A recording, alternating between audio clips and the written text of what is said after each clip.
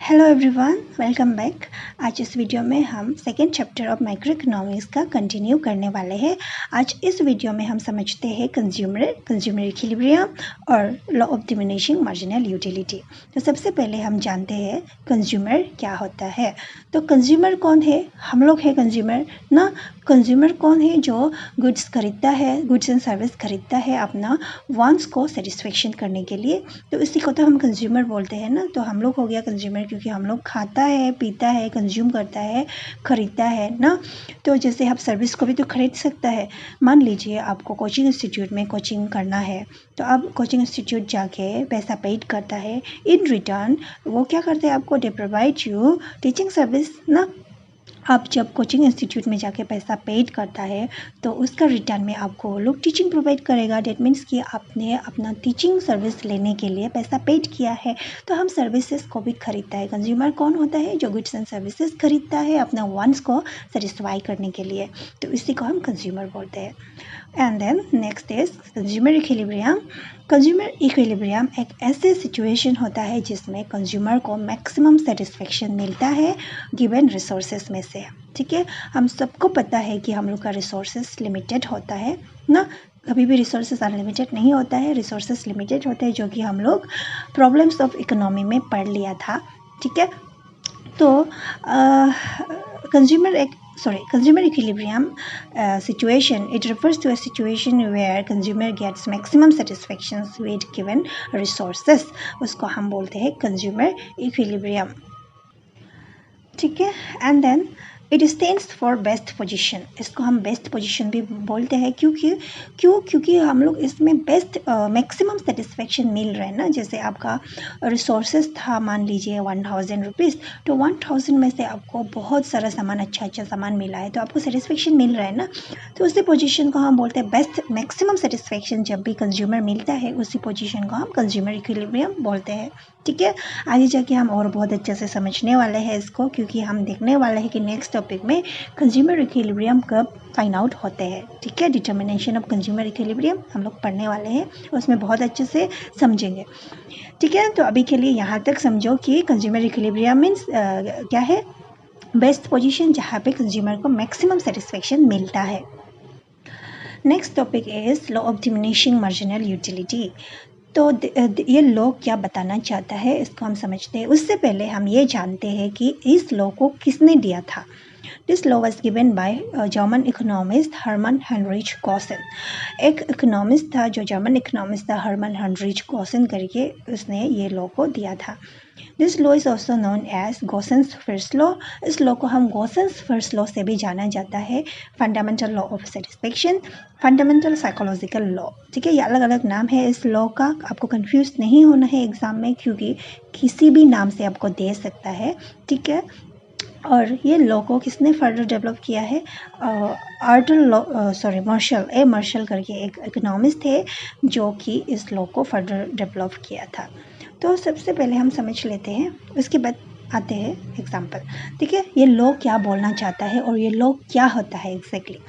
This law states that when we consume more and more units of commodity continuously, the utility derived from each successive unit goes on decreasing.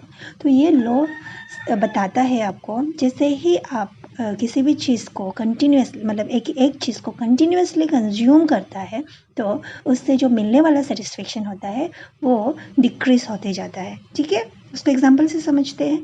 जैसे आपको अभी बहुत ज़्यादा प्यास लगा है, तो आपने एक गिलास पानी पिया। तो मान लीजिए एक गिलास पानी पीने का बाद आपको 50 यूटिल्स मिला है। ठीक है, ये कार्डिनल यूटिलिटी अप्रोच हम लोग पढ़ रहे हैं। ठीक है, जो हमने लास्ट क्लास में पढ़ा था कि cardinal utility and ordinal utility होते हैं। तो कार्डिनल यूटिलिटी में हम सेटिस्फेक्शन को नंबर्स में मेजर कर सकता है। तो यही बात है, आपने फर्स्ट ग्लास ऑफ वाटर पिया तो आपको 50 यूटिल्स का सेटिस्फेक्शन मिला है। ठीक है, ये जस्ट एग्जाम्पल है। तो आपने फर्स्ट ग्लास में 50 यूटिल्स मिला, फिर आप कंटिन्यू फिर से और एक ग्लास पानी पिया, तो उससे कम आप सेटिस्फेक्शन मिलेगा। वही बताता है कि जैसे ही आप एक ही चीज़ को कंटिन्यूसली कंज्यूम करता है, उससे जो मिलने वाला सेटिस्फेक्शन होता है वो आपका डिक्रीज होते जाता है। ठीक है, तो उसको एक एग्जाम्पल से हम समझते हैं. Let explain it with the help of an example. Assumes that a consumer consume 6 apples one after another. आप खुद को मान लो आप कंज्यूमर है और आपका पास में 6 एप्पल है, ठीक है. उस 6 एप्पल को आप कंटिन्यूसली कंज्यूम कर रहे हैं.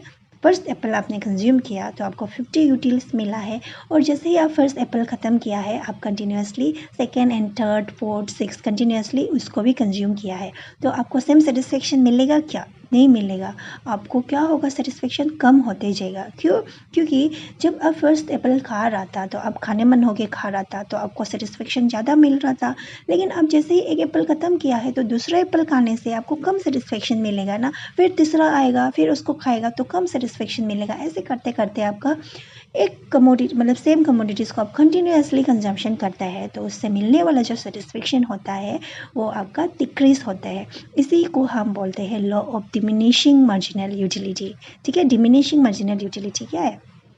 आपका जो मार्जिनल यूटिलिटी है मतलब कि एडिशनल जो सेटिस्फेक्शन है वो क्या हो रहा है? डिमिनिशिंग हो रहा है, कम होते जा रहा है. ठीक है, तो इसी को हम इसका कुछ एग्जाम्पशंस एंड शेड्यूल डायग्राम से हम समझते हैं.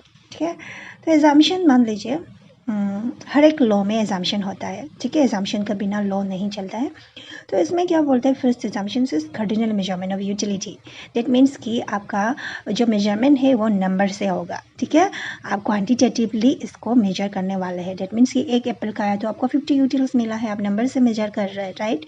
तो second is all the units of the commodity should be same in size and quality.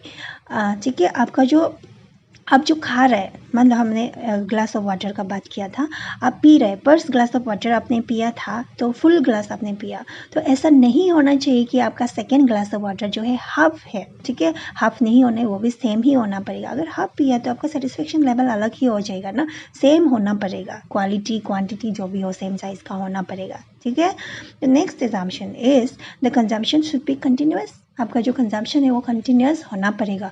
ऐसा नहीं कि आपने अभी पानी पिया, 1-2 घंटा का बाद में आपने फिर से पानी पिया. ऐसा होगा तो आपका क्या है? सेटिस्फेक्शन लेवल तो अलग होगा. तो ये एग्जाम्पशन फेल हो जाएगा, मतलब ये लॉ फेल हो जाएगा. तो आपका एग्जाम्पशन ये बोल रहा है कि आप कंटिन्यूसली कंज्यूम करना पड़ेगा वन आफ्टर अनदर. क्लियर? तो next is there should be no change in price of the commodity. आपका जो सामान का प्राइस है वो सेम होना पड़ेगा, सेम होना ही है, चेंज नहीं होना है, कांस्टेंट रहेगा. Quantity should be reasonable. ठीक है, आपका जो क्वांटिटी है वो रीजनेबल होना पड़ेगा. ऐसा नहीं कि आप जो है 1 बकेट पानी पिया, ऐसा नहीं होना चाहिए. आपका जो रीजनेबल क्वांटिटी होना पड़ेगा, consumption of right quantity of commodity होना पड़ेगा. ठीक है, income remain constant, rational consumer. तो ये था आपका एग्जाम्पशंस. तो नेक्स्ट इज आपका शेड्यूल एंड डायग्राम. इसमें देखो आपने फर्स्ट यूनिट कंज्यूम किया, फर्स्ट यूनिट आपने कंज्यूम किया तो आपको 50 यूटिल्स मिला ना, आपका मार्जिनल यूटिलिटी 50. जैसे ही सेकेंड यूनिट्स आपने कंज्यूम किया 40 यूटिल्स मिला.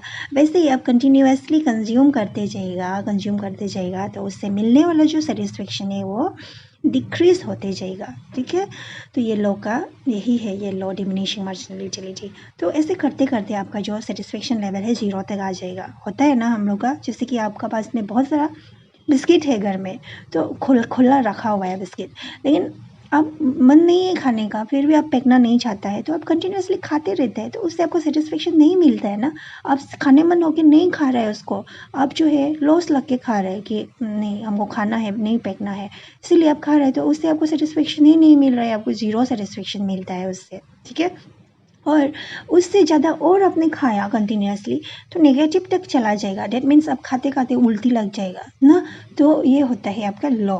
जैसे ही आपने कंटिन्यूसली एक ही कमोडिटी को कंज्यूम करना शुरू किया है तो उससे मिलने वाला जो सेटिस्फेक्शन है वो आपका गिरते जाएगा, डिमिनिशिंग होते जाएगा. ठीक है, तो इसी को हमने इसमें डायग्राम में एक्सप्लेन किया है. तो ये आपका वाई एक्सिस है, this one is x axis. तो इसमें हम प्लॉट किया है आपका किसको? यूनिट्स ऑफ कमोडिटी को प्लॉट किया है इसमें 1 2 3 4 5 6 7. और आपका ये जो है MUX को दिखा रहा है. ठीक है, तो आपका MUX यहाँ से देखो, जब आपका 1 यूनिट्स कंजम्पशन था, कमोडिटी था 50 यूटिल्स था. जैसे सेकेंड यूनिट्स में आपका 40 यूटिल्स, थर्ड यूनिट्स में आपका 30 यूटिल्स. ऐसे करते करते आपका मार्जिनल यूटिलिटी का कर्व जो है डाउनवर्ड स्लोपिंग कर्व होगा जो कि नेगेटिव तक चला जाएगा, नेगेटिव नीचे नेगेटिव हो जाएगा. ठीक है, और उसके बाद जहाँ MUX जो 0 होता है उस पॉइंट को हम बोलते हैं पॉइंट ऑफ सैटिस्फैक्शन. क्लियर। तो ये था आपका law of diminishing marginal utility. Next class में हम करने वाले हैं डिटर्मिनेशन ऑफ कंज्यूमर इक्विलिब्रियम। ठीक है।